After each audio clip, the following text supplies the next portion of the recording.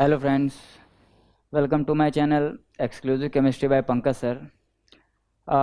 आज जो चैप्टर्स हमारे चल रहे हैं उनकी सीरीज़ में आज हम लोग देखेंगे जो हमारा ऑर्गेनिक का बहुत ही इम्पॉर्टेंट चैप्टर है, nitrogen containing compound. I think organic का ये चैप्टर नंबर 13 है। एनसीईआरटी में चैप्टर नंबर 13 दिया है, नाइट्रोजन कंटेनिंग कंपाउंड्स। उसके बारे में हम लोग इस पूरे लेक्चर में पढ़ेंगे। Generally nitrogen containing organic compound में हम लोगों को जिन कंपाउंड्स के बारे में पढ़ना है उसमें मोस्टली हम लोग को अमाइंस के बारे में, जिन्हें अमीन्स भी कहते हैं, और एनिलीन्स, एरोमेटिक अमीन्स जिनको कह सकते हैं, उनके बारे में स्टडी करना है। तो सबसे पहले हम लोग तो ये देखेंगे कि इस चैप्टर में हम लोगों को पढ़ना क्या है। एक मैप टाइप का बना हुआ यहाँ पर आप लोग देख सकते हैं। सबसे पहले ये जो चैप्टर है अमीन्स या नाइट्रोजन कंटेनिंग कंपाउंड, इसमें हम लोग स्टार्ट करेंगे सिंपल जनरल इंट्रोडक्शन से कि अमीन्स क्या होते हैं, कितने टाइप के होते हैं, इनका डेफिनेशन और क्लासिफिकेशन देखेंगे। और आप इसको नोट भी कर सकते हो रैपिड रिवीजन के लिए। जैसे जब एग्ज़ाम रह जाते हैं कुछ दिन पहले, तो रैपिड रिवीजन के लिए कि भाई ये तैयार हो गया, ये तैयार हो गया, ये तैयार हो गया हमारा, आप नोट कर सकते हो, क्योंकि इससे ज़्यादा या इसके अलावा आपके अमीन्स या नाइट्रोजन कंटेनिंग कंपाउंड में कुछ भी नहीं है, सिर्फ इतना ही है। ओके, तो सबसे पहले हम लोग देखेंगे जनरल इंट्रोडक्शन, डेफिनेशन और क्लासिफिकेशन। इसके बाद है हमारा जो चैप्टर है, इसमें जो सेकंड चीज़ है वह है मेथड ऑफ प्रिपरेशन। तो जनरली आप देख सकते हैं कि यहाँ पर टोटल 5 मेथड ऑफ प्रिपरेशन दिए हुए हैं। रिडक्शन ऑफ नाइट्रो कंपाउंड, कैसे हम लोग अमीन्स बनाएंगे, नाइट्रो कंपाउंड जितने होते हैं उनका रिडक्शन करके, ये रिएक्शन हम इस चैप्टर में अभी देखेंगे। Ammonolysis of alkyl halide, alkyl halide means halo alkane, जो आप इनके पहले चैप्टर्स में, इसके पहले चैप्टर्स में पढ़ चुके हैं। Gabriel phthalimide synthesis, most important इसको कह सकते हैं। पता नहीं क्या सीबीएसई बोर्ड में इस रिएक्शन से मोहब्बत है कि ये चैप्टर से अगर कुछ क्वेश्चन उठते हैं तो गैब्रियल थैलेमाइड जो है सबसे नंबर 1 पर आता है। Hofmann bromamide degradation reaction and reduction of nitriles and amides, nitriles means cyanide. तो ये टोटल 5 रिएक्शन हमें पढ़ने हैं। उसके बाद हमें प्रॉपर्टीज देखनी है। प्रॉपर्टीज किसकी प्रॉपर्टीज? अमाइंस की या एनिलीन्स की प्रॉपर्टीज, ऐसे ऑर्गेनिक कंपाउंड जिनमें नाइट्रोजन्स होते हैं, नाइट्रोजन होता है, ठीक है। देन अब इसमें टोटल हमारे 4 केमिकल प्रॉपर्टीज हैं। फिजिकल प्रॉपर्टीज पे बहुत ज़्यादा हमारा फोकस नहीं रहता है, क्योंकि फिजिकल प्रॉपर्टीज से बहुत ज़्यादा क्वेश्चन नहीं उठते हैं। इसमें मैक्सिमम आपके 5 से 6 नंबर के क्वेश्चन उठ सकते हैं आपके बोर्ड एग्जाम में। तो पहला है reaction with nitrous acid, HNO2 nitrous acid के साथ रिएक्शन है, थोड़ा सा एक्सप्लोसिव रिएक्शन होता है। एसिलेशन, एसिलेशन सेकंड रिएक्शन है अमीन्स का, एसिलेशन, एसिटिल क्लोराइड, एनहाइड्राइड्स, इन सब के साथ। फिर इलेक्ट्रोफिलिक सब्स्टिट्यूशन, एरोमेटिक अमीन्स या एनिलीन का इलेक्ट्रोफिलिक सब्स्टिट्यूशन देखेंगे। फिर इसका चौथा जो प्रॉपर्टी है वो है इनका टेस्ट प्राइमरी, सेकेंडरी, टर्शियरी, या अमीन्स को हम लोग कैसे डिस्टिंग्विश करते हैं, इन टेस्ट के बारे में। टोटल तो आपके 2 रिएक्शन हैं, एक आपका कार्बेलामीन रिएक्शन है और एक हिंसबर्ग टेस्ट है। ये दोनों रिएक्शन बहुत इंपॉर्टेंट हैं, हिंसबर्ग और कार्बेलामीन, इन दोनों में से जनरली कोई एक रिएक्शन डेफिनेटली पूछा जाता है। उसके बाद है आपका डाइजोनियम क्लोराइड, डाइजोनियम क्लोराइड से रिलेटेड कन्वर्जन बहुत ज़्यादा पूछे जाते हैं। और फिर है बेसिक कैरेक्टर, ये जो लास्ट में आपके 2 टॉपिक है, डाइजोनियम क्लोराइड और बेसिक कैरेक्टर, ये बहुत ज़्यादा इंपॉर्टेंट है। तो यानी कि आप लोग को अब तो पता चल गया होगा कि वीडियो आपको लास्ट तक देखना होगा अगर आपको अच्छे से प्रिपरेशन करनी है तो अब हम लोग स्टार्ट करते हैं। पहला टॉपिक जो है जनरल इंट्रोडक्शन, डेफिनेशन और क्लासिफिकेशन और मेथड ऑफ प्रिपरेशन से। हाँ, तो चैप्टर स्टार्ट करते हैं। जनरल इंट्रोडक्शन, डेफिनेशन, क्या होते हैं ये अमाइंस? तो आप लोगों ने अमोनिया के बारे में पढ़ा होगा, अमोनिया NH3। अल्किल अमीन की या अमाइंस की डेफिनेशन दी जाए तो डेफिनेशन हम लोग इस तरह से डिफाइन कर सकते हैं कि amines are alkyl derivatives, alkyl derivatives of ammonia. मतलब अमोनिया में से अगर आप एक हाइड्रोजन हटा करके यहाँ पर कोई अल्किल ग्रुप लाते हैं, RNH2, ये हमारा एक तरह का अमीन हो जाएगा। इसको हम लोग अमीन या अमाइंस कह सकते हैं, ठीक है। अच्छा, इसमें 2 हाइड्रोजन और हैं, 2 हाइड्रोजन और है, तो क्या ये हाइड्रोजन भी रिप्लेसेबल है? एक और अल्किल ग्रुप हम लोग ला सकते हैं और इस नाइट्रोजन से इस हाइड्रोजन को हटा करके इस अमोनिया से एक और अल्किल ग्रुप यहाँ पर ऐड कर सकते हैं। ये भी हमारा एक तरह का R2NH, एक तरह का अमाइन है। ठीक है, हम लोग देख सकते हैं कि अमोनिया से एक हाइड्रोजन हटा करके अगर उसमें हम लोग अल्किल ग्रुप ऐड कर रहे हैं तो उसको हम लोग अल्किल अमीन या अमाइन कह सकते हैं। तो अल्किल अमाइंस को अगर डिफाइन करना हो तो अल्किल अमाइंस या amines are alkyl derivatives of ammonia, मतलब अमोनिया में से एक हाइड्रोजन हटाना है, अल्किल ग्रुप ऐड करना है, हमारा अमाइन तैयार। ठीक है, अच्छा एक हाइड्रोजन अभी और यहाँ बच रहा है, तो क्या और पॉसिबिलिटी है? बिल्कुल पॉसिबिलिटी है। हम करेंगे क्या, यहाँ पर एक हाइड्रोजन और रिप्लेस कर देंगे अल्किल ग्रुप से, तो R3N। हमारे पास यहाँ पर 3 तरह के अमाइंस यहाँ पर मिल गए और यही चीज़ हम लोग क्लासिफिकेशन में अभी देखेंगे। तो पहले तो डेफिनेशन डिफाइन कैसे कर लेंगे कि amines are alkyl derivatives of ammonia, that means ammonia से एक हाइड्रोजन रिप्लेस करेंगे, अल्किल ग्रुप ऐड करेंगे, हमारा अमीन्स या अमाइंस तैयार। अच्छा यहीं पर लगे हाथ हम लोग एनिलीन के बारे में भी पढ़ लेते हैं कि अगर हम लोग अमोनिया से एक हाइड्रोजन रिप्लेस करके एक aryl group that mean C6H5 यहां पर अगर ऐड कर दिया जाए तो इसको कहा जाता है एनिलीन, एरोमेटिक अमीन या एनिलीन इसको कह सकते हैं। तो anilines are aryl derivatives of ammonia and amines are alkyl derivatives of ammonia. अब अगर इनके क्लासिफिकेशन की बात करेंगे तो क्लासिफाई तुरंत कर दिया जाए यहीं पर। यहाँ पर देखिए जो हमारा अमाइन ग्रुप है या अमीन ग्रुप है उसके नाइट्रोजन से यहाँ पर एक अल्किल ग्रुप जुड़ा हुआ है, तो इसको हम लोग 1 डिग्री अमीन या प्राइमरी अमीन कह सकते हैं। तो जनरली अमीन्स हमारे कितने तरह के होंगे, यहाँ पर जो सामने लिखा हुआ है 3 तरह के। डेफिनेशन क्लियर है? डेफिनेशन क्लियर होने के बाद क्लासिफिकेशन भी देख लेते हैं। प्राइमरी अमीन्स मतलब जो नाइट्रोजन है हमारा, उस नाइट्रोजन से अगर एक अल्किल ग्रुप अटैच्ड है तो प्राइमरी अमीन, उसी नाइट्रोजन से 2 अल्किल ग्रुप अटैच्ड है तो सेकेंडरी अमीन, और उसी नाइट्रोजन से अगर 3 अल्किल ग्रुप अटैच्ड है तो हम लोग कह सकते हैं कि ये है हमारा टर्शियरी अमीन। तो क्लासिफिकेशन अगर करेंगे तो क्लासिफिकेशन की बात करते ही हमारे पास आ जाएंगे अमाइंस 3 तरह के, प्राइमरी, सेकेंडरी और टर्शियरी। प्राइमरी का मतलब हो गया कि नाइट्रोजन से एक अल्किल ग्रुप ऐड है, सेकेंडरी मतलब नाइट्रोजन से 2 अल्किल ग्रुप अटैच्ड है, और टर्शियरी मतलब नाइट्रोजन से 3 अल्किल ग्रुप अटैच्ड हैं। ओके, इतना क्लियर होने के बाद अब हम तुरंत अगले जो हमारा नेक्स्ट टॉपिक है मेथड ऑफ प्रिपरेशन, उस पर आ जाते हैं। तो डेफिनेशन क्लियर, क्लासिफिकेशन क्लियर, अब मेथड ऑफ, तो अब बात करते हैं हम लोग मेथड्स ऑफ प्रिपरेशन की। तो टोटल यहाँ पर 5 रिएक्शन दिए हुए हैं, हम लोग स्टार्ट करते हैं पहले रिएक्शन से। फर्स्ट रिएक्शन हमारा दिया है from reduction of nitro compounds. Nitro compounds का रिडक्शन करके, आप लोगों ने इसके पहले भी कई सारे रिडक्शंस देखे होंगे। यहाँ पर एरोमेटिक अमीन बनाने का प्रोसेस आपको बताया जा रहा है। फर्स्ट रिएक्शन आपका क्या है, जैसे मान लीजिए नाइट्रोबेंजीन है, नाइट्रोबेंजीन का रिडक्शन अगर करते हैं, सिंपली अगर रिड्यूस करना हो हाइड्रोजन गैस पैलेडियम कैटलिस्ट के प्रेजेंस में। पैलेडियम कैटलिस्ट हाइड्रोजन के लिए बेस्ट कैटलिस्ट माना जाता है। होगा क्या यहाँ पर, रिडक्शन का मतलब आप लोग डेफिनेशन इसके पहले क्लासेस में पढ़े भी होंगे कि removal of oxygen and addition of hydrogen. यहाँ पर हमारा तुरंत तैयार हो जाता है एनिलीन या एरोमेटिक अमीन।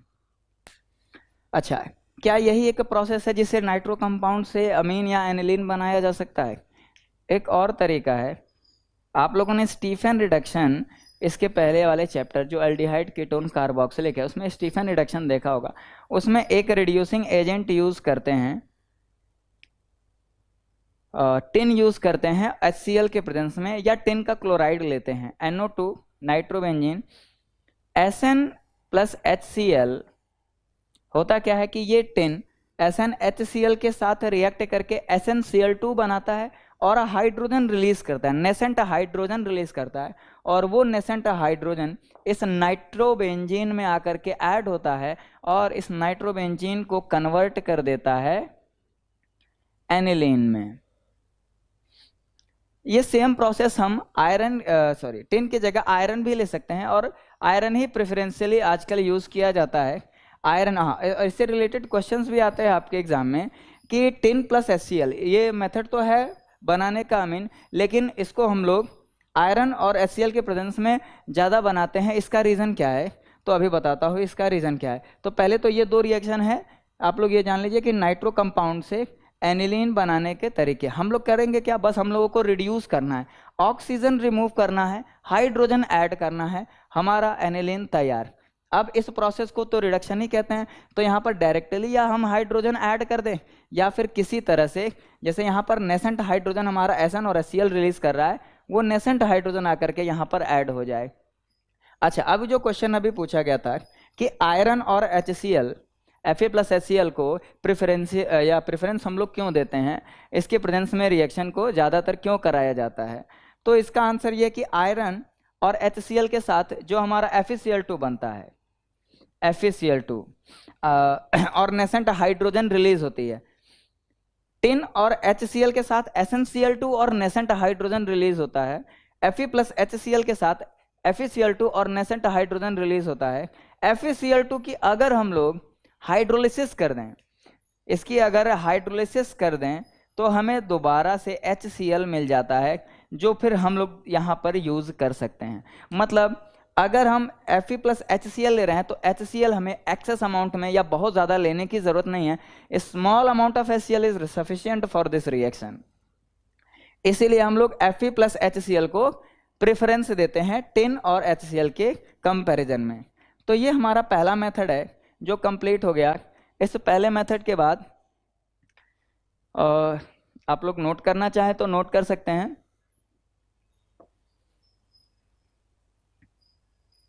जो दूसरा प्रोसेस है रिडक्शन ऑफ नाइट्रो कंपाउंड, ये हमारा हो गया। एक बार इसके बाद पूरा कंप्लीट होने के बाद एक रैपिड रिवीजन भी हो जाएगा। अमोनोलिसिस ऑफ अल्किल हैलाइड, अब इसकी बात करते हैं। अल्किल हैलाइड, कोई एक अपना फेवरेट अल्किल हैलाइड या हेलो एल्केन ले लीजिए। हेलो एल्केन का मतलब क्या हो गया? RX, ये X यहाँ पर क्या हो सकता है? X आपका क्लोरीन, ब्रोमीन, आयोडीन कुछ भी ले सकते हैं यहाँ पर। RX यहाँ पर जनरली या जनरलाइज कर दिया गया है, हेलोजन को हम लोग रिप्रेजेंट कर रहे हैं X से। और यहाँ पर अच्छा अमोनोलिसिस है तो अमोनिया की हेल्प तो हम लोग बिल्कुल लेंगे। यहाँ पर लेते हैं हम लोग अमोनिया, NH3 हमारा हो गया अमोनिया। अब इस अमोनिया का एक हाइड्रोजन इस RX के हेलोजन के साथ रिएक्ट करके या इसको रिप्लेस करके बना देता है RNH2। हमारा 1 डिग्री अल्किल अमीन यहाँ पर बन गया। प्राइमरी अल्किल अमीन भी इसको कह सकते हैं। पर क्या रिएक्शन यहीं रुक जाता है? भाई यहाँ पर हाइड्रोजन इस हेलोजन के साथ रिप्लेस हो रहा है, तो यहाँ पर अभी 2 हाइड्रोजन तो और बचे हुए हैं। क्या और रिएक्शन के आगे बढ़ने की पॉसिबिलिटी है? देख लेते हैं। अगर हम फिर से किसी RX के साथ या अल्किल हैलाइड के साथ रिएक्शन कराते हैं, एक ही मॉलिक्यूल तो लेंगे नहीं, बहुत सारे मॉलिक्यूल लेते हैं, तो दूसरा जो हमारा हाइड्रोजन है वो इस हेलोजन के साथ बाहर निकल जाता है और हमारा 2 डिग्री यानी कि सेकेंडरी अल्किल अमीन यहाँ पर तुरंत बन जाता है। मतलब हमने अल्किल हैलाइड का रिएक्शन पहले अमोनिया के साथ कराया, प्राइमरी अल्किल अमीन बना।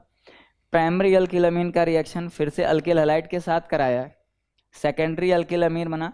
अब इस सेकेंडरी अल्किल हैलाइड का रिएक्शन अगर हम फिर से किसी अल्किल हैलाइड के साथ कराते हैं, क्योंकि भाई जब तक हाइड्रोजन है तब तक वो हेलोजन को लेकर के बाहर निकल सकता है, पॉसिबिलिटी है। अब होगा क्या, ये हेलोजन फिर से इस हाइड्रोजन के साथ बाहर निकल जाएगा और यहाँ पर हमारा तैयार हो जाएगा 3 डिग्री अल्किल अमीन। मतलब इस रिएक्शन से हम प्राइमरी, सेकेंडरी और टर्शियरी तीनों टाइप के अल्किल अमीन बना सकते हैं। अच्छा, अब दिमाग में क्वेश्चन नहीं उठ रहा होगा कि क्या रिएक्शन यहीं रुक जाएगा, रिएक्शन इसके आगे जाएगा कि नहीं जाएगा? करके देखते हैं। इसके बाद अगर हम लोग फिर से किसी अल्किल हैलाइड के साथ इसका रिएक्शन कराते हैं तो क्या होगा, यहाँ पर क्वाटर्नरी, दैट मीन्स एक सॉल्ट बनता है, टेट्रा अल्किल अमोनियम क्लोराइड। यहाँ पर जो चौथा यहाँ पर अल्किल ग्रुप है, ये कोऑर्डिनेट बॉन्ड बनाता है इसके साथ, नाइट्रोजन के साथ, और इस X tetra alkyl ammonium halide, यहाँ पर क्वाटरनरी अमीन या अमोनियम आयन इसको कह सकते हैं आप, टेट्रा अल्किल अमोनियम हैलाइड यहाँ पर बनता है। तो अगर ये कह दिया जाए कि टर्शियरी अल्किल अमीन अल्किल हैलाइड के साथ रिएक्शन नहीं करता है क्योंकि उसके पास रिप्लेसेबल हाइड्रोजन नहीं है, तो ये चीज़ गलत हो जाएगी। टेट्रा अल्किल अमीन भी अल्किल हैलाइड के साथ रिएक्ट करके टर्शियरी अल्किल अमीन भी अल्किल हैलाइड के साथ रिएक्ट करके टेट्रा अल्किल अमोनियम हैलाइड या एक सॉल्ट कह सकते हैं ये बना सकता है। तो सेकंड मेथड ऑफ प्रिपरेशन भी यहाँ पर कंप्लीट हुआ।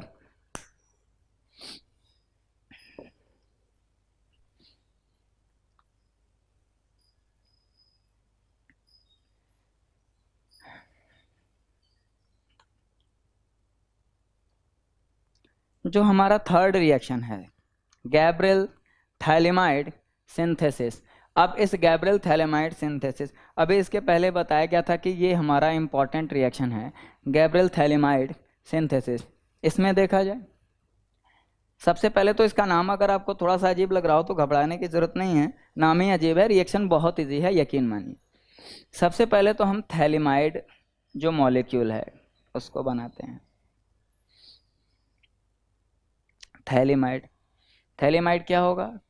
CO, C, 2 कार्बोनिल ग्रुप, ये हमारे जुड़े रहते हैं NH।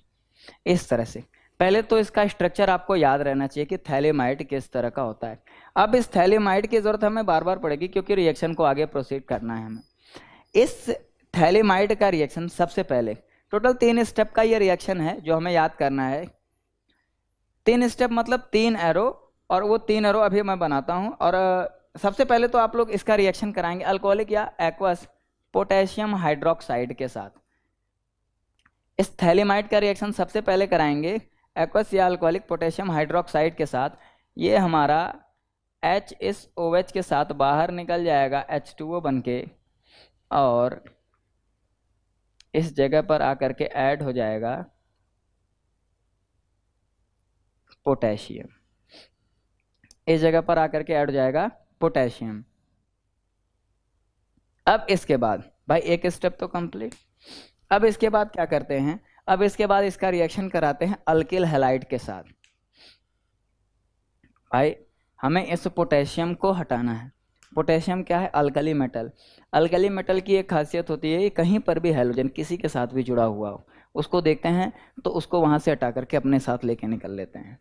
तो ये पोटेशियम है, ये पोटेशियम हमारा इस हैलोजन के साथ बाहर निकल जाएगा और ये अल्किल ग्रुप आकर के ऐड हो जाएगा इस जगह पर।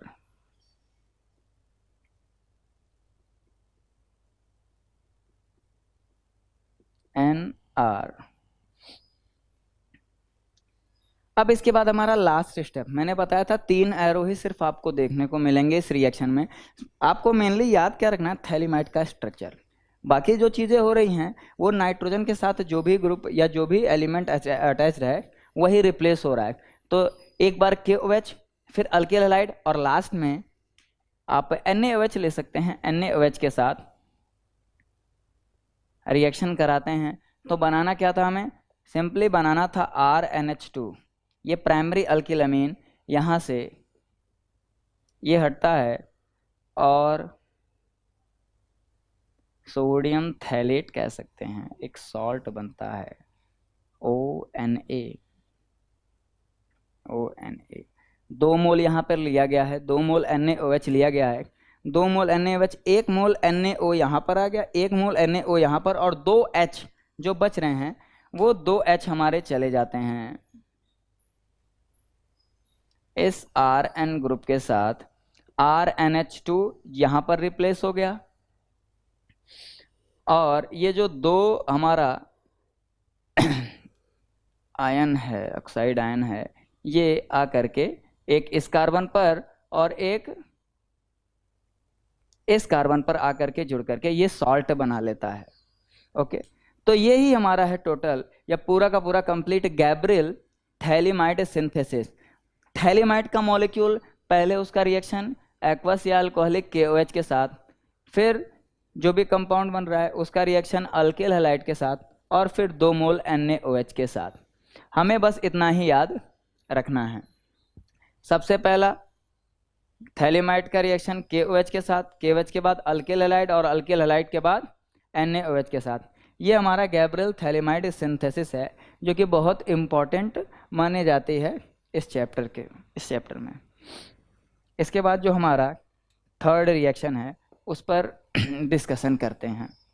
थर्ड रिएक्शन है Gabriel phthalimide synthesis, fourth reaction है हमारा Hoffmann bromamide degradation. Gabriel phthalimide synthesis तो हो गया है, इसके बाद है हमारा हॉफमैन ब्रोमोमाइड डिग्रेडेशन। अच्छा, ये जो डिग्रेडेशन है इसका मतलब क्या हुआ? डिग्रेडेशन नाम से लग रहा होगा आप लोग को कुछ इसमें कम होगा। ब्रोमामाइड है, ब्रोमीन से रिलेटेड होगा कुछ, अमाइड है, अमाइड से रिलेटेड को होगा कुछ। देखते हैं यहाँ पर होता क्या है। सबसे पहले तो एक कंडीशन होती है हॉफमैन ब्रोमोमाइड डिग्रेडेशन रिएक्शन की, किससे हम मोस्टली कॉमनली या मोस्ट प्रोबेबली प्राइमरी अल्किल अमीन ही बनाते हैं। एक अमाइड लेते हैं, एक अमाइड मॉलिक्यूल RCONH2, इसका रिएक्शन कराते हैं ब्रोमीन के साथ इन द प्रेजेंस ऑफ कोई स्ट्रॉन्ग अल्कली ले लेते हैं। स्ट्रॉन्ग अल्कली या तो आप KOH ले लीजिए या NaOH ले लीजिए। मैं यहां पर लेता हूं सोडियम हाइड्रोक्साइड। अमाइड का रिएक्शन ब्रोमीन के साथ in the presence of sodium hydroxide. ये रिएक्टेंट आप लोगों को याद रखने हैं। प्रोडक्ट रिएक्टेंट के बेसिस पर प्रोडक्ट बन जाते हैं, रिएक्टेंट आपको मेनली याद रखना है। देखिए ब्रोमामाइड है तो ब्रोमीन, अमाइड है अमाइड, और फिर एक strong alkali, Hoffmann bromide degradation reaction. याद करने का तरीका यही है, एक अमाइड ले लीजिए, एक ब्रोमीन और एक स्ट्रॉन्ग अल्कली, ये रिएक्ट करते हैं। तो सबसे पहले डिग्रेडेशन मतलब ये RCONH2 है, ये CO ग्रुप पहले बाहर निकलेगा और ये RNH2 यहाँ पर हमारा बन जाएगा प्राइमरी अल्किल अमीन। अच्छा, मैंने बताया था इसके पहले अभी, आपका अल्कली मेटल कहीं पर भी हो, किसी के साथ भी हो, और हैलोजन किसी के साथ भी हो, सबसे पहला काम वो अल्कली मेटल उस हैलोजन के साथ सॉल्ट बना करके तुरंत बाहर, क्योंकि इसकी एफिनिटी हैलोजन की तरफ बहुत ज़्यादा होती है। सबसे पहला काम तो NaBr अलग हो जाएगा। NaBr के बाद क्या होगा? NaBr के बाद अच्छा, अब रिएक्टेंट साइड एक चीज़ और बताता हूँ आपको। अगर रिएक्टेंट साइड आप OH देख रहे हो, हाइड्रोक्साइड ग्रुप कहीं पर भी जुड़ा हुआ है, तो प्रोडक्ट साइड चुपचाप आपको H2O लिख देना है। अच्छा, ये CO ग्रुप गया कहाँ? एक कार्बन जो कम होकर के गया कहाँ है, ये हमें नहीं दिख रहा है। ठीक है, ये हमें नहीं दिख रहा है। अच्छा, तो इसके लिए जो इसका हमारा जो लास्ट बाई प्रोडक्ट है वो बनता है Na2CO3 सोडियम कार्बोनेट। अब रिएक्शन बैलेंस करना हो अगर 2NaBr और 4NaOH, ये हमारा बैलेंस्ड इक्वेशन है। Hoffmann bromide degradation reaction. Hoffmann bromide degradation reaction क्या होता है? कोई एक अमाइड लेते हैं, अमाइड का रिएक्शन ब्रोमीन के साथ in the presence of strong alkali जब कराते हैं तो प्राइमरी अल्किल अमीन, वाटर और इसके साथ ही साथ सोडियम कार्बोनेट हमारा रिलीज होता है। ठीक है, तो ये हमारा जो सेकेंड लास्ट रिएक्शन कह सकते हैं हॉफमैन ब्रोमामाइड डिग्रेडेशन रिएक्शन। अच्छा, इस रिएक्शन की खासियत यह है कि एज सच नेम रिएक्शन के रूप में ये बहुत ज़्यादा पूछा जाता है। ओके, अब हमारा है लास्ट मेथड ऑफ प्रिपरेशन का last reaction. Method of preparation का लास्ट रिएक्शन है हमारा by reduction of nitriles and amides, by reduction of nitriles and amide.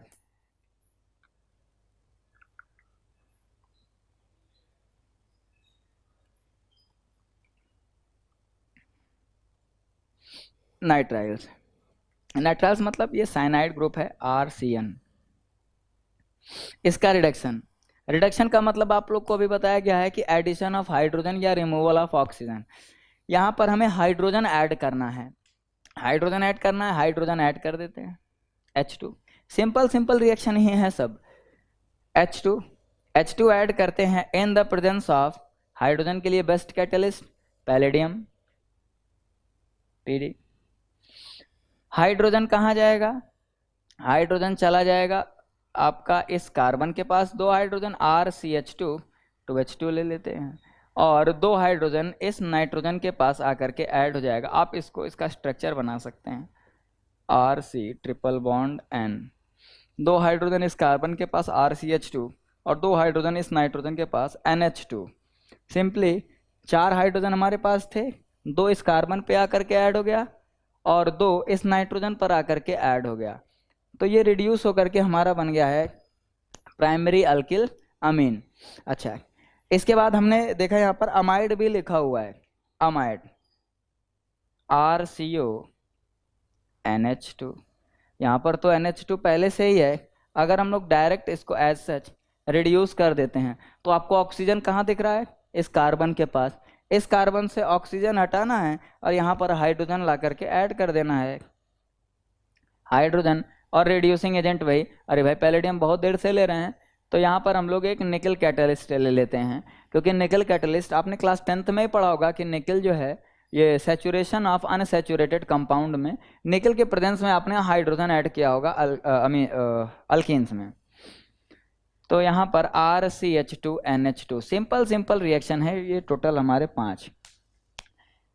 ये हमारा है साइनाइड या नाइट्राइल का रिडक्शन किया गया है, पैलेडियम के प्रेजेंस में हाइड्रोजन ऐड किए हैं, बन गया है RCH2NH2।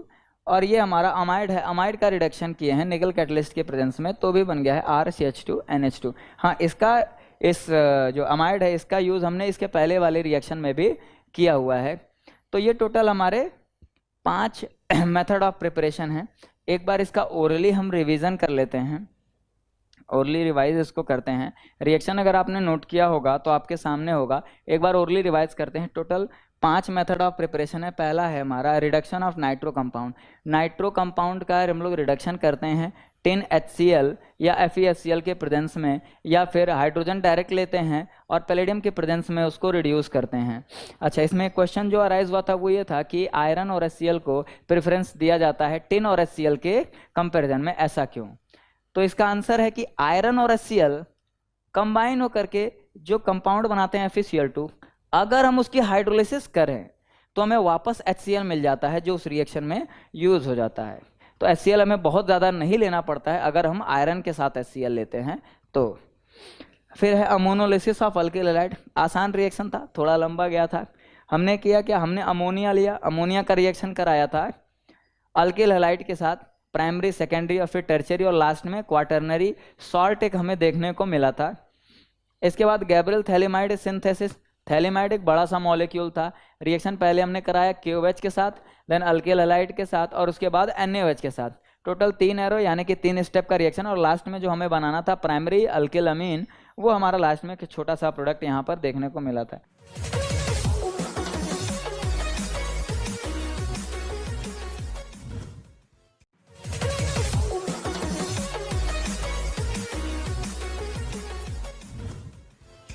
तो हम डिस्कशन करते हैं हमारा जो लास्ट टॉपिक है बेसिक कैरेक्टर पर।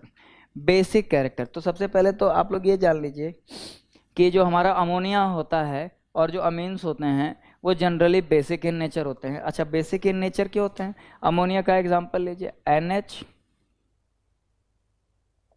Lone pair of electron, RNH, इस पर भी लोन पेयर ऑफ इलेक्ट्रॉन है। तो इन दोनों कंपाउंड में अमीन्स और अमोनिया, इन दोनों के पास लोन पेयर ऑफ इलेक्ट्रॉन है जिसको ये आसानी से डोनेट कर सकते हैं। और आप लोग पढ़े होंगे, ठीक है, 9th-10th क्लास में, कि ऐसे कोई भी सब्सटेंस जो इलेक्ट्रॉन रिच हो या अपने इलेक्ट्रॉन पेयर को आसानी से डोनेट कर सके, उनको लेविस बेस कहा जाता है। तो इनके अंदर का जो बेसिक कैरेक्टर है वो इसी चीज़ से आता है, इनके पास एक लोन पेयर ऑफ इलेक्ट्रॉन होता है जिसको ये आसानी से डोनेट कर सकते हैं या फिर ये किसी प्रोटॉन को एक्सेप्ट कर सकते हैं। तो सबसे पहली चीज़ ये है कि क्वेश्चन किस तरह से एग्जाम में आपके आते हैं, क्योंकि सबसे इंपॉर्टेंट चीज़ आपकी यही है, सबसे इंपॉर्टेंट चीज़ यही है कि किस तरह के क्वेश्चन आपके बोर्ड एग्जाम में आता है। तो सबसे ज़्यादा पूछा जाने वाला जो क्वेश्चन है वो कंपैरिजन ही है कि पहले तो हमें देखना है कि अमोनिया और अमीन्स में बेसिक ज़्यादा कौन होता है। तो इसके लिए हमें ये देखना है कि भाई बेसिसिटी या बेसिक कैरेक्टर किस चीज़ पर डिपेंड कर रहा है, इलेक्ट्रॉन या लोन पेयर को डोनेट करने की टेंडेंसी पर। ध्यान से सुनिए, ये हमारा NH3 है और ये RNH2 है। अल्किल ग्रुप हम लोग जानते हैं कि इलेक्ट्रॉन रिलीजिंग इन नेचर होता है या इलेक्ट्रॉन डोनेटिंग ग्रुप होता है। ये इलेक्ट्रॉन डेंसिटी को पुश करता है इस सेंट्रल नाइट्रोजन के ऊपर। जब इलेक्ट्रॉन डेंसिटी को पुश करेगा तो इसके ऊपर इलेक्ट्रॉन डेंसिटी बढ़ जाएगी।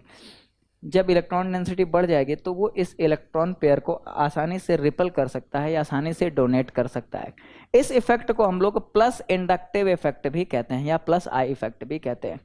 हमें अमोनिया में ऐसा कुछ देखने को नहीं मिल रहा है। हाँ, अमोनिया भी इलेक्ट्रॉन पेयर को डोनेट करेगा, पर इसके कंपैरिजन में इसका बेसिक कैरेक्टर कम हो जाएगा, क्योंकि ये इतनी आसानी से इलेक्ट्रॉन पेयर को डोनेट नहीं कर पाएगा, क्योंकि इसमें एक अल्किल ग्रुप जुड़ा हुआ है जो इलेक्ट्रॉन डेंसिटी को लगातार पुश कर रहा है और इस इलेक्ट्रॉन को लगातार रिपल कर रहा है कि आसानी से ये डोनेट कर सके। तो alkyl amines are more basic than ammonia. यहाँ पर आप एक लाइन का स्टेटमेंट दे सकते हो कि alkyl amines are more basic than ammonia. Alkyl amine ammonia से ज़्यादा बेसिक होता है। अब इसके बाद हमें देखना है कि सेकेंड, अब ये जो हमारा अमीन्स हैं, इसी अमीन्स हमने तीन तरह के अमीन्स देखे हैं। अब प्राइमरी, सेकेंडरी और टर्शियरी, इसमें कौन ज़्यादा बेसिक है?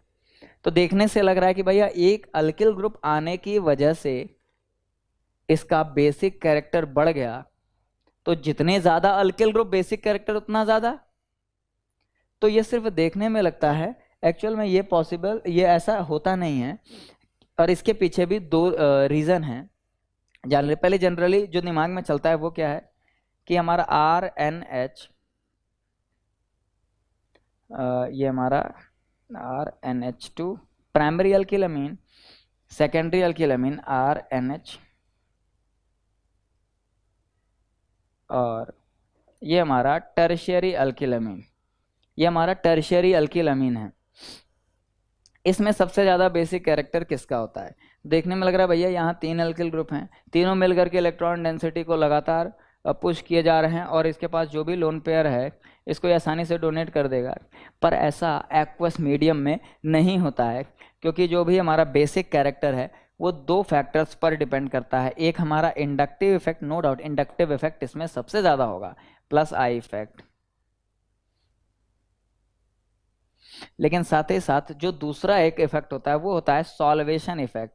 सॉल्वेशन इफेक्ट का मतलब होता है प्रोटॉन को एक्सेप्ट करने की टेंडेंसी, सॉल्वेशन इफेक्ट। तो हमें देखना यह है कि बेसिक कैरेक्टर उसका ज़्यादा होगा जिसका सॉल्वेशन इफेक्ट भी ज़्यादा हो और जिसका इंडक्टिव इफेक्ट भी ज़्यादा हो, मतलब जिसमें प्लस आई इफेक्ट भी ज़्यादा हो और इंडक्टिव इफेक्ट भी ज़्यादा हो। तो प्राइमरी अल्किल अमीन की अगर बात की जाए, प्राइमरी अल्किल अमीन में इंडक्टिव इफेक्ट तो बहुत कम होता है क्योंकि सिर्फ और सिर्फ एक अल्किल ग्रुप है। सॉल्वेशन इफेक्ट इसमें ज़्यादा होता है। सॉल्वेशन इफेक्ट क्यों ज़्यादा होता है? क्योंकि इसके अंदर प्रोटॉन को एक्सेप्ट करने की टेंडेंसी ज़्यादा है। सेकेंडरी की बात की जाए तो ये इंटरमीडिएट होता है। इंटरमीडिएट मतलब इसमें थोड़ा सा इंडक्टिव इफेक्ट भी होता है, थोड़ा सा सॉल्वेशन इफेक्ट भी होता है। दैट मीन्स ये इलेक्ट्रॉन को डोनेट भी अच्छे से कर लेगा और प्रोटॉन को एक्सेप्ट भी अच्छे से कर लेगा इन एक्वस मीडियम। टर्शियरी में क्या, इंडक्टिव इफेक्ट बहुत ज्यादा है और सॉल्वेशन इफेक्ट ऑलमोस्ट न के बराबर है। तो अब यहां पर देखा जाएगा भाई तो सबसे ज्यादा बेसिक होता कौन है? तो सीधी सी बात है यार, सेकेंडरी अल्किल अमीन RNH, सेकेंडरी अल्किल अमीन, क्योंकि भैया ये दोनों के दोनों जो इफेक्ट हैं उनको एक्वायर करता है। दोनों के दोनों इफेक्ट ये शो करता है, इंडक्टिव इफेक्ट भी, सॉल्वेशन इफेक्ट भी। इलेक्ट्रॉन को डोनेट भी करता है, प्रोटॉन को एक्सेप्ट भी करता है। सबसे ज्यादा बेसिक ये। इसके बाद हमारा आ जाता है प्राइमरी अल्किल अमीन, जो थोड़ा सा इलेक्ट्रॉन को डोनेट करता है और प्रोटॉन को बहुत अच्छे से एक्सेप्ट करता है। और सबसे कम बेसिक होता है हमारा टर्शियरी अल्किल अमीन, क्योंकि ये प्रोटॉन को बिल्कुल नहीं एक्सेप्ट कर पाता है। ये तो हमारा हो गया प्राइमरी, सेकेंडरी और टर्शियरी अल्किल अमीन का कंपैरिजन। प्राइमरी, सेकेंडरी और टर्शियरी अल्किल अमीन का कंपैरिजन। हाँ, अब इसके बाद हमें देखना है कि अल्किल अमीन और एरिल अमीन, इसमें ज़्यादा बेसिक कौन होता है। तो इसके लिए पहले इसको इरेज किया जाए।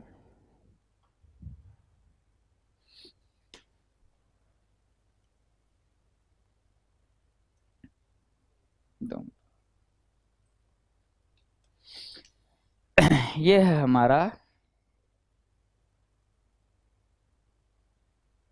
एरिल अमीन, ये है अमोनिया, और ये है हमारा अल्किल-अमीन। अल्किल-अमीन में अभी हमने डिस्कस किया कि प्लस आई इफेक्ट होता है। प्लस आई इफेक्ट ज़्यादा होने की वजह से ये इस इलेक्ट्रॉन पेयर को रिपेल करता है और इलेक्ट्रॉन पेयर को डोनेट करने में हेल्प करता है। अमोनिया में ऐसा कुछ नहीं होता है, ये अपने से इलेक्ट्रॉन पेयर को डोनेट करता है। वहीं अगर एरिल अमीन की बात की जाए तो एरिल अमीन में ये जो एरिल ग्रुप होता है, एरिल ग्रुप होते हैं electron withdrawing in nature, that means ये माइनस आई इफेक्ट शो करने लगते हैं। ये इस नाइट्रोजन पर मौजूद इलेक्ट्रॉन को अपनी तरफ खींचते हैं। अपनी तरफ खींचने का मतलब है इस जो इनका रिजोनेटिंग स्ट्रक्चर होता है, ये रिजोनेंस में पार्टिसिपेट कर लेते हैं। ये जो लोन पेयर ऑफ इलेक्ट्रॉन्स हैं ये इनके रिजोनेटिंग स्ट्रक्चर में पार्टिसिपेट कर लेते हैं, जिस कारण ये हमारे पास अवेलेबल नहीं है कि इनको डोनेट किया जा सके। यानी कि एरिल अमीन तो अमोनिया से भी वीकर बेस होते हैं और अमोनिया अल्किल अमीन से वीकर बेस होता है।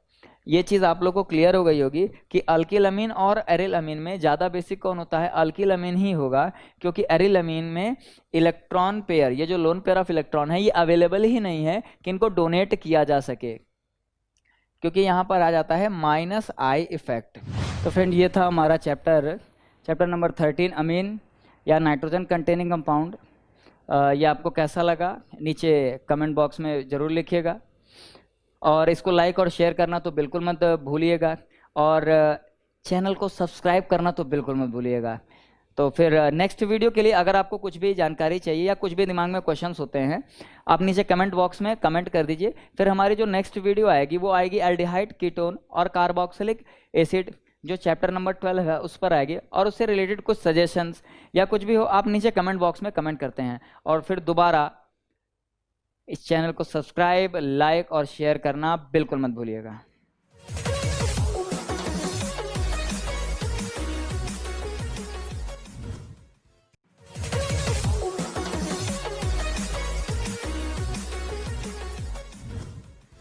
तो अब बात करते हैं हम लोग अमाइंस की प्रॉपर्टीज़ के बारे में। अमाइंस के प्रॉपर्टीज़, तो सबसे पहले हमारा पढ़ना है हमको फिजिकल प्रॉपर्टी, और फिर बाद में ये 3-4 जो केमिकल प्रॉपर्टीज़ है इनके बारे में। तो फिजिकल प्रॉपर्टी पहले जान लीजिए। फिजिकल प्रॉपर्टी, ज़्यादा फिजिकल प्रॉपर्टी बहुत इंपॉर्टेंट नहीं होती है आपके बोर्ड एग्जाम के लिए, लेकिन फिर भी अगर क्वेश्चंस आ गए तो किन किन टॉपिक से जनरली आते हैं फिजिकल प्रॉपर्टी। जैसे सॉल्युबिलिटी, जनरली देखा गया है कि जो लोअर अल्किल अमीन्स होते हैं, लोअर प्राइमरी अल्किल अमीन्स होते हैं, वो थोड़े बहुत सॉल्युबल होते हैं वाटर में, नहीं तो फिर जो हमारे अमीन्स होते हैं वो जनरली वाटर में इनसॉल्युबल होते हैं। फिर इनके बॉइलिंग पॉइंट की बात करें, बॉइलिंग पॉइंट क्या होता है? बॉइलिंग पॉइंट हमारा प्राइमरी अल्किल अमीन अमाइंस का इनके करेस्पॉन्डिंग हाइड्रोकार्बन के कंपैरिजन में, करेस्पॉन्डिंग हाइड्रोकार्बन मतलब अगर मीथेन है तो मीथेन अमाइन का जो भी बॉइलिंग पॉइंट होगा वो मीथेन से ज़्यादा होगा। करस्पॉन्डिंग हाइड्रोकार्बन से अमाइंस का जो बॉइलिंग पॉइंट होता है वो ज़्यादा होता है, लेकिन अमाइंस में ही बॉइलिंग पॉइंट किसका ज़्यादा होगा? तो उसका ऑर्डर होता है प्राइमरी अल्किल अमीन का सबसे ज़्यादा बॉइलिंग पॉइंट होता है, उसके बाद ये डिक्रीज़ करता है सेकेंडरी और टर्शियरी में। हाँ, इसका रीज़न जो है जो भी है इस पर थोड़ा सा डिस्कशन कर लेते हैं। प्राइमरी अल्किल अमीन हमने अभी स्ट्रक्चर बनाया था RNH2, सेकेंडरी बनाया था RNH और टर्शियरी RNR। सिंपली या जनरली देखा जाए तो हमारा RNH2 जो मॉलिक्यूल है वो देखने में थोड़ा सा लीनियर जैसा लग रहा है, थोड़ा सा लीनियर मॉलिक्यूल जैसा लग रहा है। मतलब ये मॉलिक्यूल, इसका ही जो दूसरा मॉलिक्यूल होगा, उन दो मॉलिक्यूल्स के बीच एरिया ऑफ कांटेक्ट ज़्यादा होगा, जिसके कारण इनके बीच जो भी inter particle force of attraction लगने वाला है वो ज़्यादा लगेगा इन दोनों के कंपैरिजन में। सेकेंडरी अल्किल अमीन में एरिया ऑफ कांटेक्ट जो दो मॉलिक्यूल्स के बीच होंगे वो एरिया ऑफ कांटेक्ट प्राइमरी के कंपैरिजन में कम होगा, और जो स्ट्रेंथ होती है, इंटर पार्टिकल स्ट्रेंथ होती है, वो एरिया ऑफ कांटेक्ट पे डिपेंड करती है। टर्शियरी मॉलिक्यूल हम लोग पूरा कह सकते हैं कि एक स्फीयर की तरह होता है, तो उसमें एरिया ऑफ कांटेक्ट और कम होता है, जिसके कारण हम लोग कह सकते हैं कि इनका बॉइलिंग पॉइंट कम होता है। और जो मोस्ट इंपॉर्टेंट रीज़न है वो है इनका हाइड्रोजन बॉन्ड बनाने की जो कैपेबिलिटी है। प्राइमरी अल्किल अमीन हाइड्रोजन बॉन्ड जो है वो सबसे स्ट्रॉन्ग या सबसे तेजी से बनाते हैं, उसके बाद सेकेंडरी और टर्शियरी में हाइड्रोजन बॉन्ड बनाने की जो कैपेसिटी या कैपेबिलिटी होती है वो सबसे कम होती है, जिस कारण हमारा टर्शियरी का जो बॉइलिंग पॉइंट होता है वो सबसे कम होता है। तो ये तो हमारे फिजिकल प्रॉपर्टीज हो गई। पहली प्रॉपर्टी थी आपकी सॉल्युबिलिटी, और जो दूसरी प्रॉपर्टी थी वो था आपका बॉइलिंग पॉइंट। अब इसके बाद हम लोग जो डिस्कशन करेंगे वो रिएक्शंस पर। तो पहले इसमें जो केमिकल प्रॉपर्टी है वो है reaction with nitrous acid. Reaction with nitrous acid, nitrous acid के साथ जो इसका रिएक्शन होता है थोड़ा सा एक्सप्लोसिव होता है। RNH2, हमने कोई प्राइमरी अल्किल अमीन लिया, इसका reaction nitrous acid. Nitrous acid बहुत अनस्टेबल एसिड होता है, तुरंत ही ऑक्सीडाइज हो जाता है नाइट्रिक एसिड में, इसलिए इसको ड्यूरिंग द रिएक्शन या मतलब रिएक्शन के बीच में ही इसको बनाया जाता है। ये नाइट्रस एसिड के साथ रिएक्ट करता है, थोड़ा सा एक्सप्लोसिव होता है रिएक्शन, इसलिए हमें टेम्परेचर का खास ध्यान रखना पड़ता है। इस रिएक्शन के लिए temperature 0 to 5 degree Celsius, 0 to 5 degree Celsius इतना ठंडा टेम्परेचर या इतना कम टेम्परेचर हमें रखना पड़ता है इस रिएक्शन के लिए कि ये एक्सप्लोजन ना हो जाए कहीं। तो इस नाइट्रस एसिड के साथ रिएक्ट करके ये एक सॉल्ट बनाता है RN2Cl, जिसे डाइजोनियम सॉल्ट या डाइजोनियम क्लोराइड भी कहते हैं। डाइएजोनियम क्लोराइड मतलब दो नाइट्रोजन के बीच डबल बॉन्ड रहता है, उसे डाइएजो बॉन्ड भी कहते हैं। डाइएजोनियम क्लोराइड यहाँ पर इसे प्लस माइनस साइन यहाँ पर बनाते हैं। ये एक बहुत अनस्टेबल कंपाउंड है जिसे स्टोर कर पाना बड़ा मुश्किल होता है, और हम लोग ऑलमोस्ट 50 to 60% ऑर्गेनिक कंपाउंड सिर्फ इस एक कंपाउंड के हेल्प से बना सकते हैं। इसीलिए इस रिएक्शन को डाइएजोटाइजेशन रिएक्शन या डाइएजोटाइजेशन रिएक्शन भी कहा जाता है। डाइएजोटाइजेशन रिएक्शन कहने का मतलब क्या है कि यहाँ पर डाइजोनियम सॉल्ट बनता है इस रिएक्शन से। अब ये इतना ज़्यादा रिएक्टिव होता है कि ये वाटर के साथ भी रिएक्ट करके हमारा हाइड्रोकार्बन बना लेता है। अब इसके बाद जो हमारा सेकंड रिएक्शन है, डाइजोटाइजेशन रिएक्शन कंप्लीट होने के बाद जो सेकंड केमिकल प्रॉपर्टी है वो है हमारा एसिलेशन। एसिलेशन क्या है देख लेते हैं। कोई भी एसिटिल ग्रुप, एसिल ग्रुप या फिर आपका एसिटिक एनहाइड्राइड, एसिटिल एनहाइड्राइड, कुछ भी हम यहाँ पर ऐड कर सकते हैं। पहले तो एक जनरल रिएक्शन लिखा जाए। जनरल रिएक्शन ये हमारा है अल्किल अमीन RNH2। ये हमारा RNH2 कोई एक अल्किल अमीन है या अल्किल अमीन है। इसका रिएक्शन CH3 एक जनरल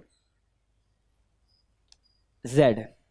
अच्छा, अब ये Z अगर Z की जगह हम Cl लेते हैं, क्लोरीन लेते हैं, जो अभी हम लेंगे रिएक्शन में, CH3COCl एसिल क्लोराइड या एसिटिल क्लोराइड हो जाएगा। अगर Z की जगह CH3CO ग्रुप लेते हैं तो यहाँ पर हमारा एनहाइड्राइड हो जाएगा। इस रिएक्शन को जनरलाइज कर दिया गया है, Z की जगह हम कुछ भी ले सकते हैं। अब होगा क्या रिएक्शन में वो देखा जाए, हमें बस यही ध्यान रखना है कि रिएक्शन में हो क्या रहा है। इस अमाइन का एक हाइड्रोजन, ये जो Z है, इस Z के साथ कंबाइन करके बना देगा -HZ। अब इस नाइट्रोजन के पास एक वैलेंसी खाली, इस कार्बन के पास एक वैलेंसी खाली, ये आपस में कंबाइन होकर के RNHCOCH3 CH3CONHR।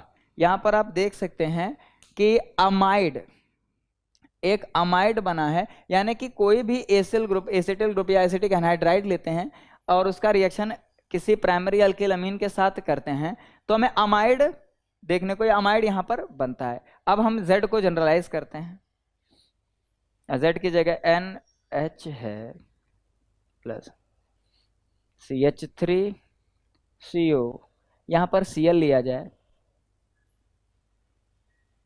यहाँ पर होगा क्या, HCl बाहर निकल जाएगा -HCl और बनेगा क्या RNH COCH3। Cl की जगह हम कुछ और भी ले सकते हैं, एसिटिक ग्रुप भी ले सकते हैं RNH2 प्लस CH3CO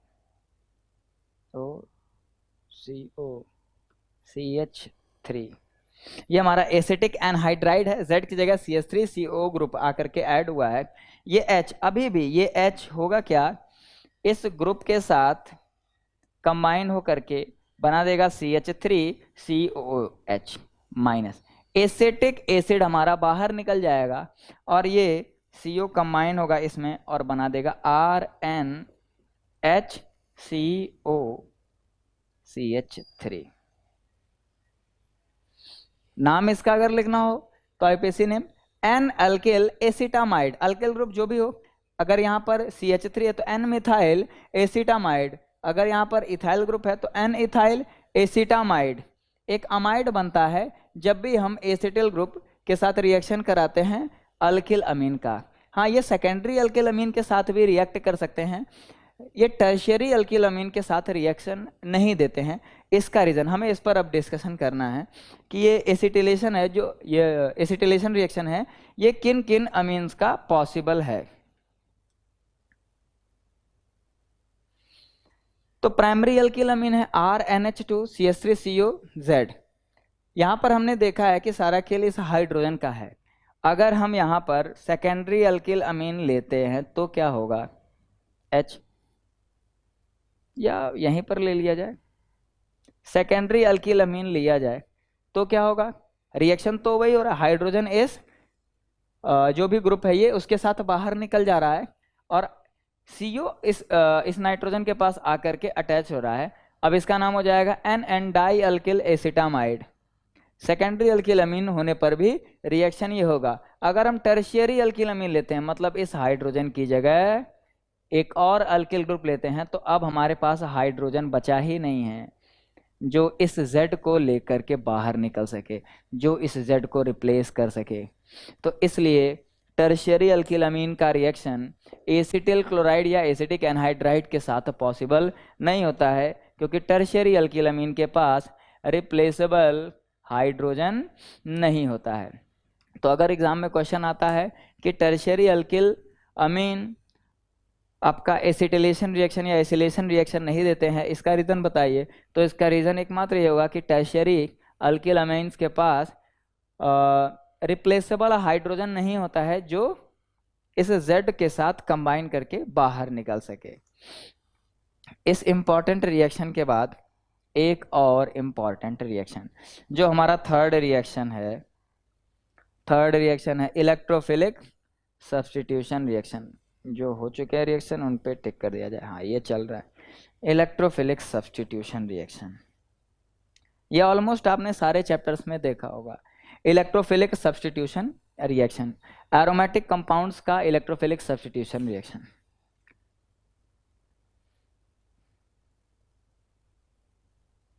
NH2, आपने 11th क्लास का जो some basic concept of organic chemistry है उसमें रिजोनेंस इफेक्ट या मेसोमेरिक इफेक्ट नाम का एक टॉपिक था। आपने उसमें देखा होगा कि ये जो NH2 ग्रुप है इसको कहा जाता है एक्टिवेटिंग ग्रुप। ये रिंग को, ये जो बेंजीन रिंग है इसको एक्टिवेट करता है। अब इसका मतलब क्या हुआ, एक्टिवेट करने का मतलब ये इलेक्ट्रॉन डेंसिटी को ऑर्थो और पैरा पोजीशन पर इंक्रीज करता है। ये जो NH2 ग्रुप है ये इलेक्ट्रॉन डेंसिटी को ऑर्थो और पैरा पोजीशन पर इंक्रीज करता है और इनवाइट करता है इनकमिंग इलेक्ट्रोफाइल्स को कि आप आइए और ऑर्थो और पैरा पोजीशन पर आकर के ऐड हो जाइए या जुड़ जाइए हम इस हाइड्रोजन को रिप्लेस करके। तो सीधी सी बात है, अगर अब हम इसका इलेक्ट्रोफिलिक सब्स्टिट्यूशन कराते हैं, सबसे पहले हेलोजिनेशन देखा जाए। सबसे पहला है आपका हेलोजिनेशन। इलेक्ट्रोफिलिक सब्स्टिट्यूशन में हेलोजिनेशन Br2 लेते हैं, ठीक है, वाटर के प्रेजेंस में, या हाँ ठीक है चलिए कोई बात नहीं। NH2, ये NH2 ग्रुप रिंग को इतना ज्यादा एक्टिवेट कर देता है कि ब्रोमीन ऑर्थो और पैरा पर दोनों पोजीशन पर, यानी कि दो ऑर्थो और एक पैरा पोजीशन पर आ करके जुड़ जाता है और ट्राई हेलो डेरिवेटिव बना देता है। हमें अगर मोनो हेलो डेरिवेटिव चाहिए हो तब हमारे लिए मुश्किल हो जाती है। अब यहाँ पर ब्रोमीन हमारा आकर के ट्राई ब्रोमो एनिलीन यहाँ पर हमारा तैयार हो गया है। अब प्रॉब्लम ये आती है कि अगर हमें मोनो हेलो डेरिवेटिव बनाना हो, मतलब क्या है कि एक हेलोजन को बस ऐड करना हो, तो हम क्या करें? तो सीधी सी बात है, अगर अमीन ग्रुप रिंग को एक्टिव कर रहा है जिसके कारण ब्रोमीन ऑर्थो और पैरा पोजीशन पर आकर के ऐड हो रहा है, तो हम कुछ ऐसा करें जिससे ये रिंग डीएक्टिवेट हो या electron density ortho para position पर थोड़ी सी कम हो जाए।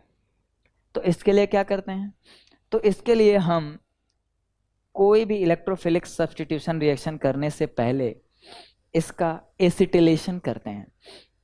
एसिटिलेशन, एक एसिटिल क्लोराइड ले लीजिए। जो रिएक्शन अभी इसके पहले आपने देखा था, HCl निकल जाएगा और HCl निकलने के बाद यहां पर जो हमारा कंपाउंड बनेगा वो COCH3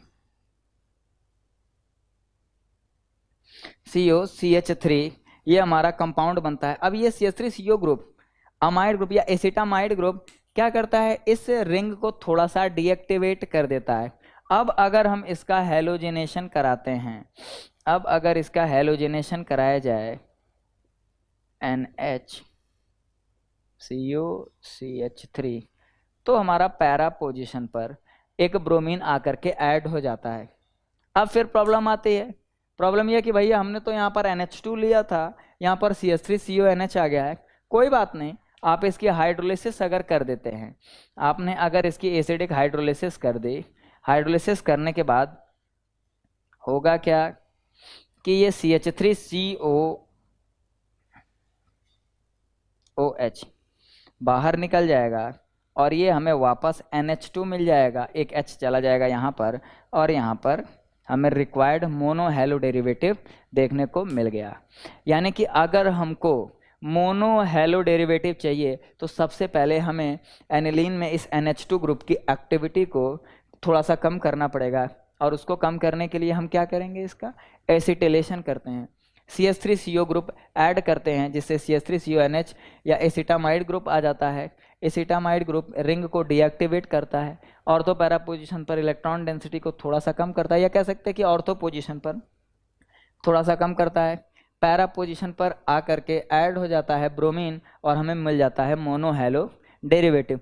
ठीक इसी तरह हम नाइट्रेशन भी इसी तरह से करते हैं। अब इसके बाद इलेक्ट्रोफिलिक सब्स्टिट्यूशन की सीरीज में इसका सल्फोनेशन करके देखा जाए, क्योंकि एक इम्पॉर्टेंट चीज़ है, एक टर्म उसमें आता है सल्फोनेशन में।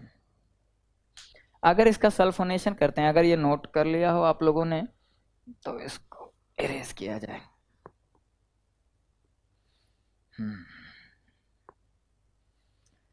इलेक्ट्रोफिलिक सब्स्टिट्यूशन में ही, ये जो हमारा इलेक्ट्रोफिलिक सब्स्टिट्यूशन है, इसी की सीरीज में एक रिएक्शन है सल्फोनेशन।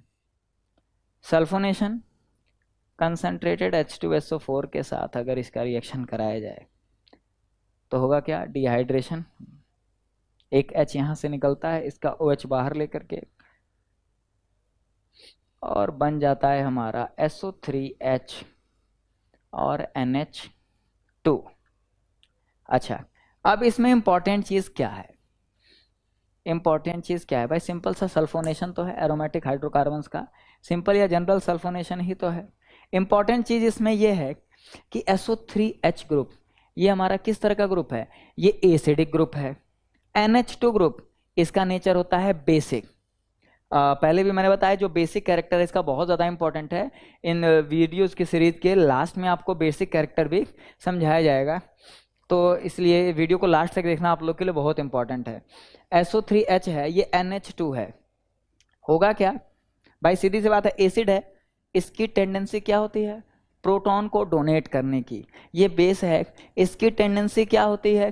प्रोटॉन को एक्सेप्ट करने की।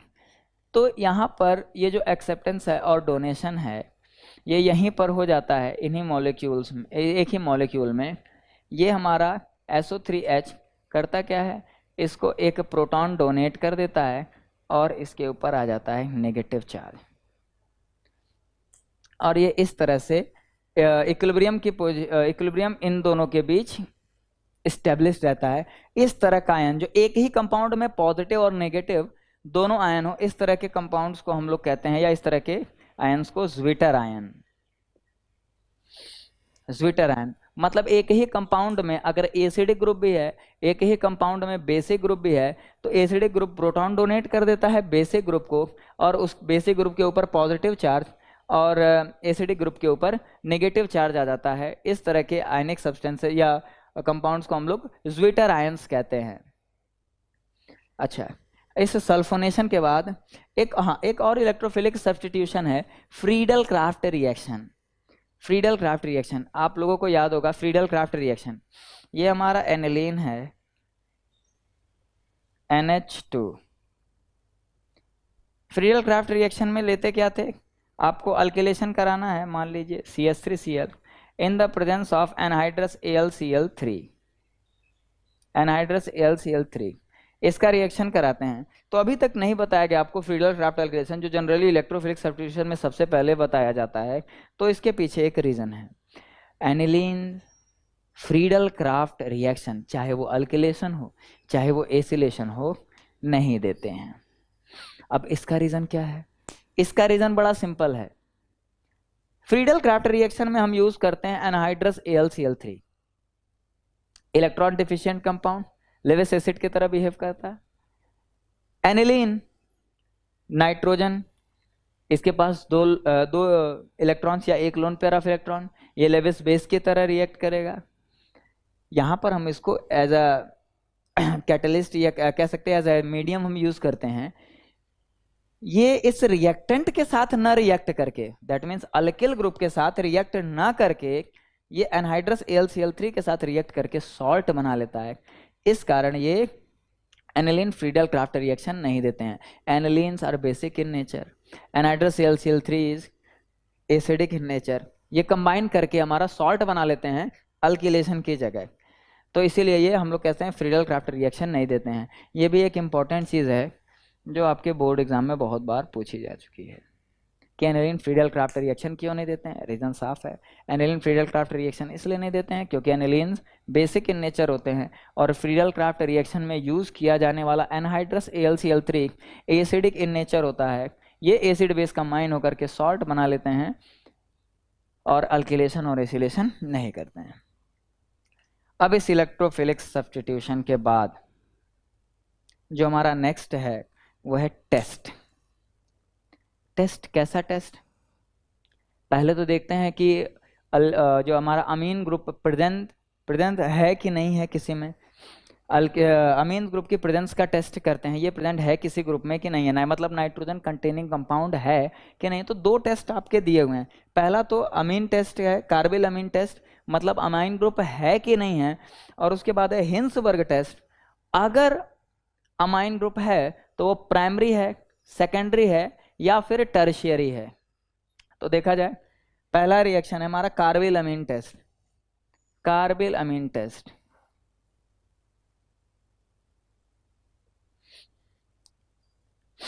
कोई भी प्राइमरी एलिफेटिक या एरोमेटिक अमीन लिया जाए, RNH2, इसका रिएक्शन अगर, बात सुनते रहिएगा आपको याद होता जाएगा, क्लोरोफॉर्म के साथ CHCl3 क्लोरोफॉर्म के साथ कराते हैं in the presence of alcoholic potassium hydroxide.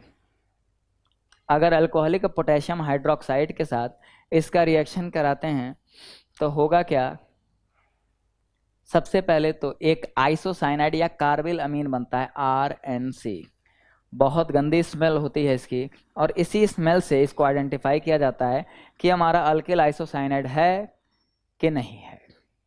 Alkyl isocyanide बनता है, प्लस हमारा H2O बाहर निकल जाता है और ये KCl बन जाता है। रिएक्शन बैलेंस कर लेते हैं, 3K 3 ये हमारा आइसोसाइनाइड टेस्ट भी कहते हैं इसको, अल्किल आइसोसाइनाइड, और इसी को कार्बिल अमीन भी कहा जाता है। ये इसकी बहुत गंदी स्मेल होती है, कार्बिल अमीन। इसी स्मेल से इसको आइडेंटिफाई किया जाता है। मतलब हमने कोई लिक्विड या कोई कंपाउंड लिया, उसका रिएक्शन हमने क्लोरोफॉर्म के साथ in the presence of alcoholic potassium hydroxide कराया, और थोड़ा सा उसको हीट कर देते हैं, तो अगर बहुत गंदी स्मेल आती है जो किस कंपाउंड की होती है, अल्किल आइसोसाइनाइड की, तो हम लोग कह देते हैं कि इस दिए गए कंपाउंड में हमारा NH2 ग्रुप प्रेजेंट है। ये हमारा है कार्बिल अमीन टेस्ट। कार्बिल अमीन टेस्ट एक बार और रिवाइज करते हैं, क्या है? RNH2 मतलब प्राइमरी अल्किल अमीन, क्लोरोफॉर्म और अल्कोहलिक पोटेशियम हाइड्रोक्साइड।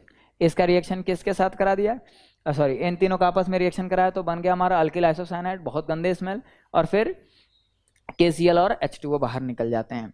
इसके बाद अगर हमारा ये अमीन है तो ये प्राइमरी है, सेकेंडरी है कि टर्शियरी है? अगर ये अमीन है तो ये प्राइमरी है, सेकेंडरी है कि टर्शियरी है, इसको भी देखना ज़रूरी है, तो उसको भी देख लिया जाए भाई। तो इसके लिए हमारा है कि हिंसबर्ग टेस्ट, इसके लिए है हिंसबर्ग टेस्ट। हिंसबर्ग टेस्ट में हम यूज करते हैं Hinsberg reagent. Hinsberg reagent, Hinsberg reagent क्या होता है? बेंजीन सल्फोनिल क्लोराइड, याद कर लीजिए, benzene sulphonyl chloride Hinsberg reagent होता है। Benzene sulphonyl chloride, benzene sulphonyl chloride. अच्छा, प्राइमरी, सेकेंडरी और टर्शियरी का रिएक्शन कराना है। हम तीनों का रिएक्शन देखने के लिए 3 बार बेंजीन सल्फोनिल क्लोराइड बना लेते हैं। SO2Cl, SO2Cl, और एक बार इसका रिएक्शन करा देते हैं प्राइमरी अल्किल अमीन के साथ, फिर इसका रिएक्शन करा देते हैं सेकेंडरी अल्किल अमीन के साथ, फिर इसका रिएक्शन करा देते हैं टर्शियरी अल्किल अमीन के साथ, और फिर देखते हैं कि रिएक्शन के बाद जो प्रोडक्ट बनता है वो प्रोडक्ट डिसाइड करेगा कि दिया गया कंपाउंड प्राइमरी है, सेकेंडरी है कि टर्शियरी है।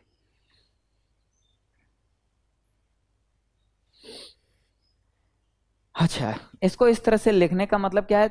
जो रिएक्शन हो रहा है उस रिएक्शन में एक ही चीज़ है और वो चीज़ तीनों में कॉमन है, और वो है HCl का बाहर निकलना। बाकी इस रिएक्शन में हमें कुछ नहीं जानना है, और वो है ये इस अब देखिए यहाँ पर हमारा हाइड्रोजन, रिप्लेसेबल हाइड्रोजन है ही नहीं, यहाँ तक पहुँचते हैं।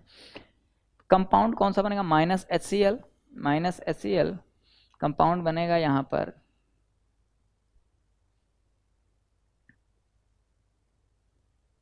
C है, सल्फर ONHR।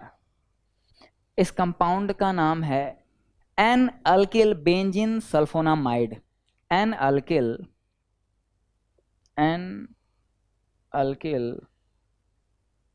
Benzene sulphonamide. इसमें क्या बनता है?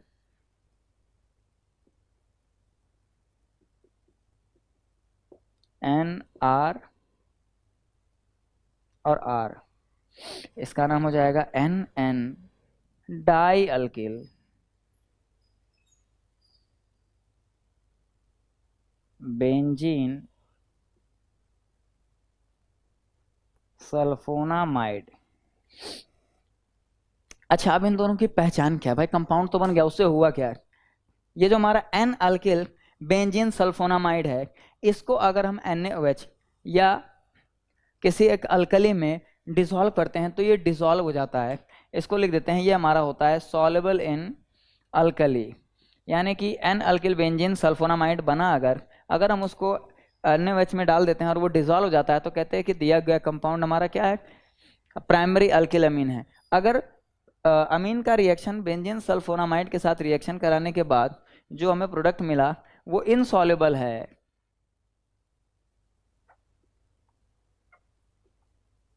NaOH में या किसी भी अल्कली में, तो इनसॉल्युबल होने के बाद हम कह सकते हैं कि दिया गया कंपाउंड हमारा क्या है? सेकेंडरी अल्किल अमीन है। और यहाँ पर क्या है? टर्शियरी अल्किल अमीन में क्या होता है कि रिप्लेसेबल हाइड्रोजन है ही नहीं। जब रिप्लेसेबल हाइड्रोजन है ही नहीं तो इसका मतलब ये रिएक्शन होगा ही नहीं। ये टर्शियरी अल्किल अमीन हिंसबर्ग रिएजेंट के साथ, that means benzene sulphonyl chloride के साथ रिएक्शन नहीं करते हैं। तो ये है हमारा हिंसबर्ग टेस्ट। तो ये हमारे कुछ केमिकल प्रॉपर्टीज़ थी जो कि बहुत इम्पॉर्टेंट हैं। अब हमारा जो नेक्स्ट कंपाउंड है अमीन्स का या अमाइंस का, वो है डाइजोनियम क्लोराइड या benzene diazonium chloride. Diazonium salt भी इसको कहा जाता है। सबसे पहले तो इसका मेथड ऑफ प्रिपरेशन देख लेते हैं, बनता कैसे। सैंडमेयर रिएक्शन जो आपने हेलो एल्केन और हेलो एरिन में पढ़ा है, उसमें आप इसका मेथड ऑफ प्रिपरेशन देख चुके हो, बट फिर भी इस चैप्टर में हम लोग एक बार देख लेते हैं। एनिलीन, एनिलीन का रिएक्शन अगर हम नाइट्रस एसिड के साथ कराते हैं, नाइट्रस एसिड, आप डायरेक्टली नाइट्रस एसिड ले सकते हो या फिर sodium nitrite NaNO2 plus HCl ले लेते हो, और टेम्परेचर रेंज आपको पता है कि 0 to 5 degree Celsius, 0 degree Celsius to 5 degree Celsius इसका टेम्परेचर रेंज रखना है। और फिर ये हमारा तुरंत कन्वर्ट हो जाता है benzene diazonium chloride N2 plus Cl-, benzene diazonium chloride में। अच्छा, इसको बार बार पढ़ने का क्या मतलब है, इसको या अलग से जो दिया गया है अलग से एक टॉपिक, इसको पढ़ने का क्या मतलब है। ये जो आपके क्वेश्चंस आते हैं 3 नंबर के जो फिक्स कन्वर्जन रहते हैं, उन कन्वर्जन में इसका बहुत रोल होता है। आप इसकी हेल्प से, अभी आप लोगों को इसी वीडियो में बताया जाएगा कि इस बेंजीन डाइजोनियम क्लोराइड की हेल्प से आप कितने ज़्यादा कंपाउंड्स बना सकते हो। तो सबसे पहले तो मेथड ऑफ प्रिपरेशन आपने इसका देखा। इसी रिएक्शन को डाइएजोटाइजेशन रिएक्शन भी कहा जाता है। Diazotisation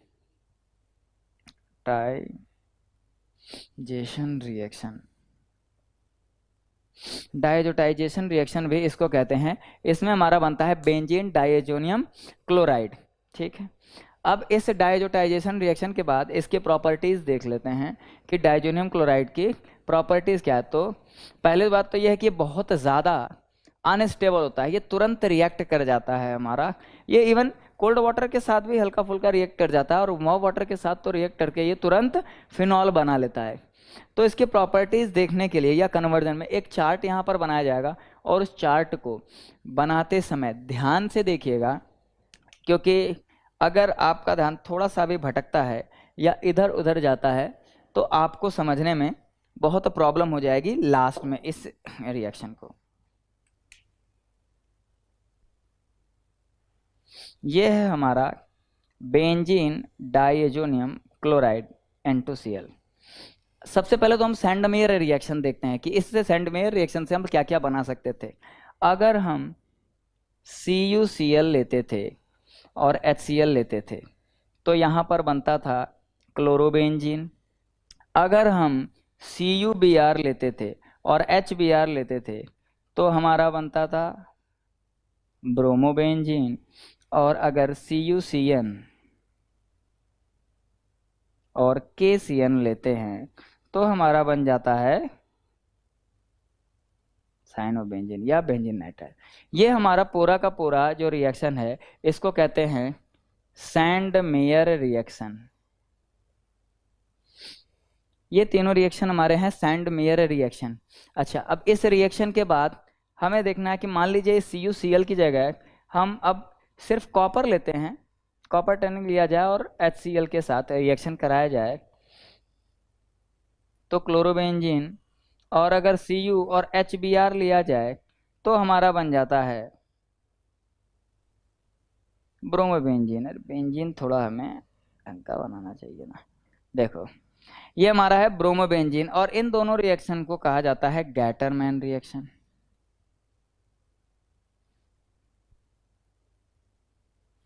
Gattermann reaction.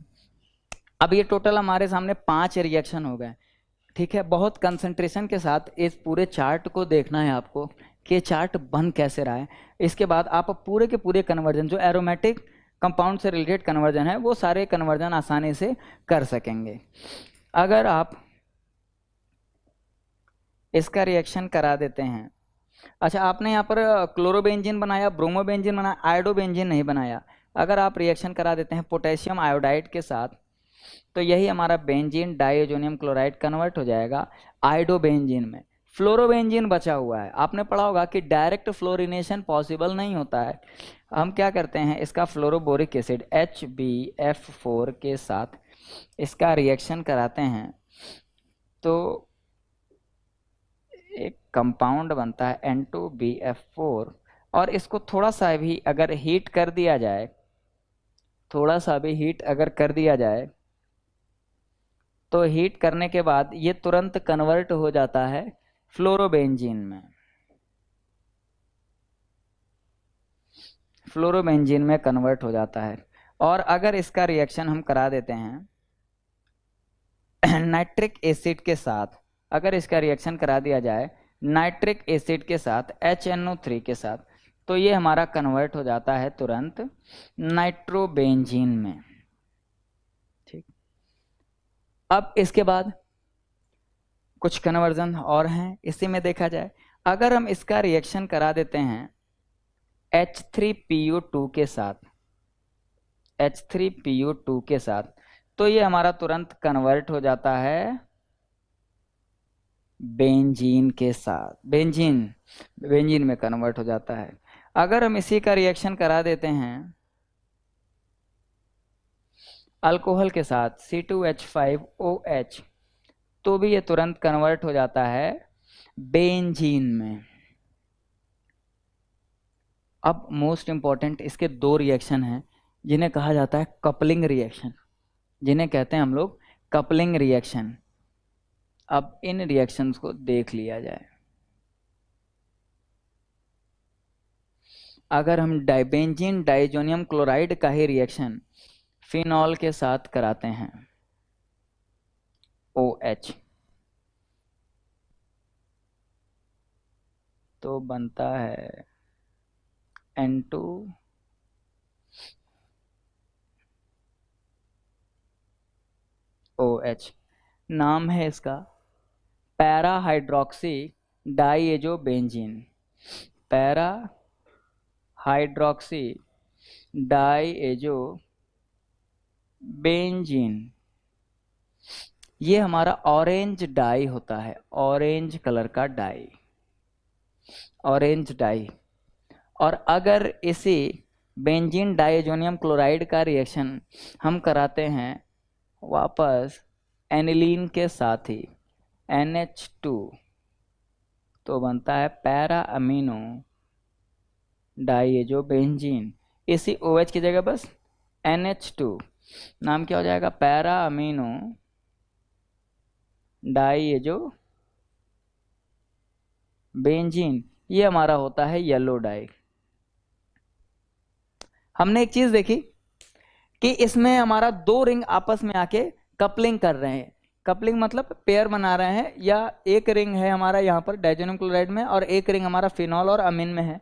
ये दो मिल करके एक ऐसा कंपाउंड बना रहे हैं जिसमें एक ही कंपाउंड में दो रिंग हैं, इसीलिए इन दोनों रिएक्शन को कंबाइनली कहते हैं हम लोग कपलिंग रिएक्शन। कपलिंग रिएक्शन का मतलब क्या हो गया, कपलिंग रिएक्शन का मतलब हो गया कि दो रिंग आपस में कपलिंग करके एक कंपाउंड में आकर के जुड़ रहे हैं। तो ये हमारा प्रॉपर्टीज थे, ये हमारी प्रॉपर्टीज है कुछ बेंजीन डाइजोनियम क्लोराइड की। हाँ, इसकी हेल्प से आप बहुत सारे कन्वर्जन कर सकते हो। अब ये नाइट्रोबेंजीन है, इस नाइट्रोबेंजीन का रिडक्शन करके हम एनिलीन बना सकते हैं और एनिलीन से वापस बेंजीन डाइजोनियम क्लोराइड बना सकते हैं। तो इस तरह से बहुत सारे ऐसे कन्वर्जन हैं। हाँ, एक कन्वर्जन रह गया, अगर इसका रिएक्शन हम लोग वार्म वाटर के साथ कर देते हैं तो ये बेंजीन डाइजोनियम क्लोराइड हमारा तुरंत कन्वर्ट हो जाता है फिनॉल में। अब आई थिंक ये पूरा का पूरा चार्ट हमारा कंप्लीट हुआ। ये एरोमेटिक कन्वर्जन का चार्ट भी आप इसको कह सकते हो, और इसको एकदम कंसंट्रेशन के साथ स्लोली धीरे धीरे आप अगर पढ़ते हो तो पूरा का पूरा एरोमेटिक कन्वर्जन आपका ऑलमोस्ट कंप्लीटली आपका प्रिपेयर हो जाएगा।